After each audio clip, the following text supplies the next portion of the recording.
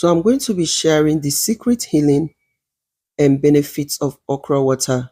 So some of the benefits of okra water is that it's good for your skin. It will help to improve your skin.